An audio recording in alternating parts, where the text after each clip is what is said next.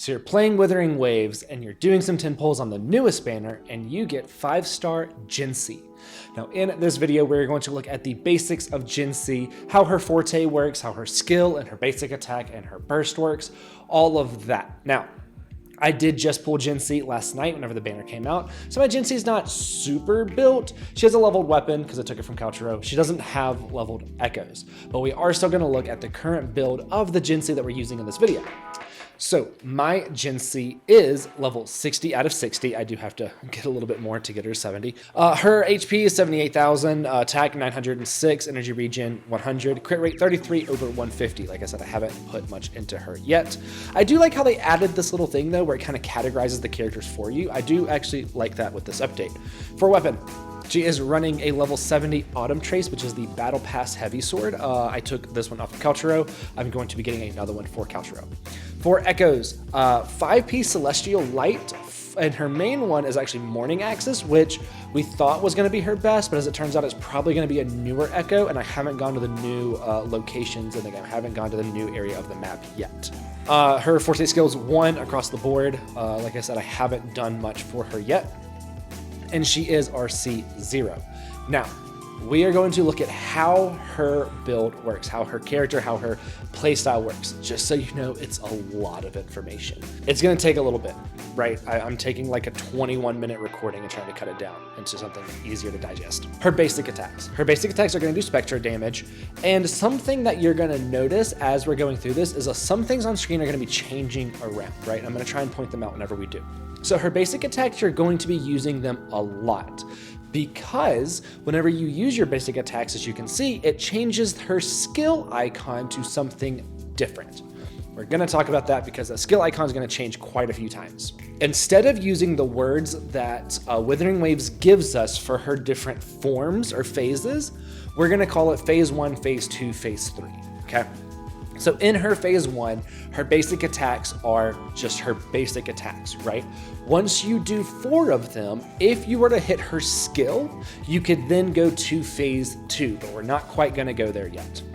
If you do use her skill, it is just going to do another instance of havoc damage. If you have the icon of like the 2 crossed blades, her basic E in her phase 1, that is just going to do an instance of havoc damage. Whenever we do 4 basic attacks, it changes the icon to this one that looks like a step, like it looks like she's standing on something.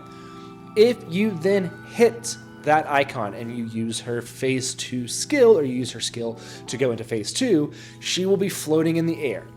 In this phase 2, all of her basic attacks are going to be getting a buff. This is her incarnation mode. I believe that would be the name of her phase 2. I'm still gonna just stick with phase 2 and phase 3. In this mode, her basic attacks turn into a buffed up version of her basic attacks, right? If you use the same thing, basic attack 4, it will change her skill icon again to phase 3. In this phase 3, she gets another basic attack buff. Her basic attack will do more damage. If in phase 3, you'll notice again, her skill icon changes for a 4th time. If you hit her skill icon while in phase 3, it will do a ton of damage. This is where her maximum output of damage is going to come from, is her phase 3 skill, right? Phase 1, normal skill. Phase 1, normal attack 4 will allow you to go to phase 2. Phase 2, normal attack 4 will allow you to go to phase 3. Phase 3 skill is where you get this massive amount of damage. Now it's going to summon the dragon, it's going to come up here and it's going to shoot this beam down doing AoE Spectre damage. Now, we haven't talked about her forte gauge, the bar above her HP. You might notice it hasn't gone up much. That is because it's difficult to build it with just Jinhsi herself.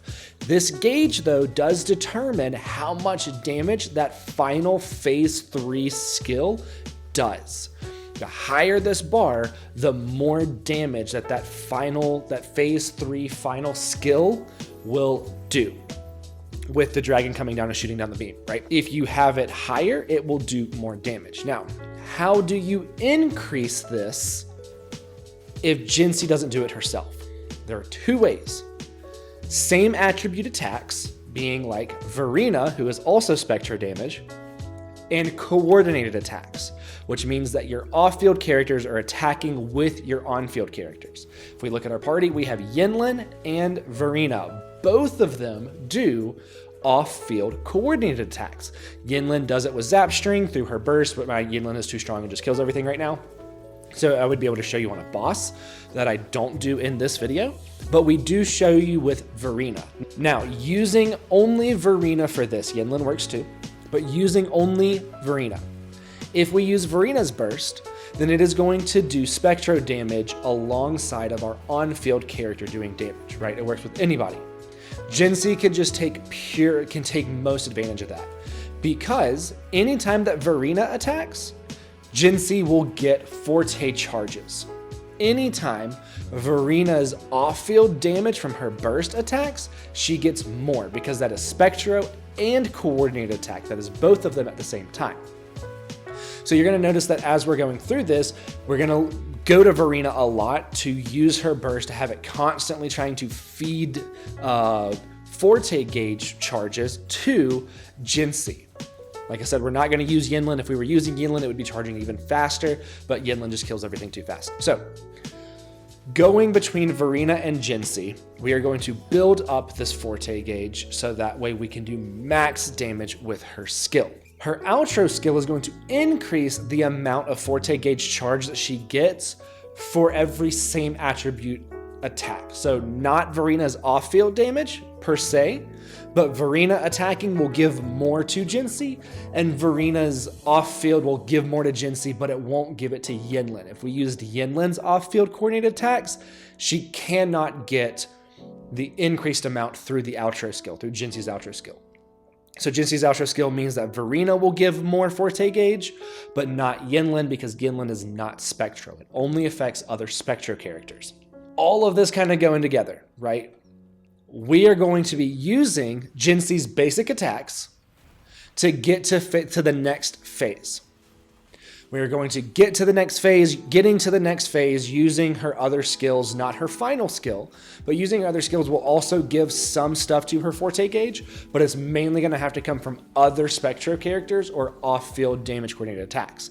So we're going to use Verena and Yinlin to do off-field coordinated attacks and Verena to do off-field coordinated Spectro attacks to get this Forte gauge as charged as we can. Going into Jinhsi to use her phase 3 skill to do maximum damage. And once I get into a good rhythm on one of these runs through this tacit field, it's not too difficult to build up Jinhsi's Forte gauge. Once I kind of get accustomed to using Verena more than I am used to, I also need more energy on Verena, but doing that, and if I was able to use Yinlin, it would be charging so much faster to where I might even be able to just use it every rotation. Now we're gonna look at her intro skill and then her burst. I think that's the order that I want to do that. Using Jinhsi's intro skill, it is going to immediately allow you to jump into one of the phases without using basic attack 4. So you can go straight to phase 2 using her intro skill, right? So doing that, if you have a ton, if you already have the Forte gauge charged and you're ready to use it, you can use her intro skill to immediately skip some of the stuff to get all the way to the big damage. Now her burst, super simple, beautiful animation, just gonna do a ton of Spectro damage in an AoE. That's it. Her Resonance Liberation, her burst doesn't do a ton. Everything is involved in her skill. Now, that, like I said, was a long explanation. So that was like 12 minutes of an audio recording. I'm gonna see what I can cut it down to, but still get all of the points across. Now we're gonna look at echoes. For echoes, 5P Celestial Light is going to be really good because it's going to get up her Spectro damage, and that's what she's doing, right? Upon using her intro skill, it's going to increase it even more, which is great because that's what we want to use her for. We thought that for a main echo, Morning Access was going to be her best, but I believe it's actually a new echo in the new area that I haven't gone to. But the same stat should apply.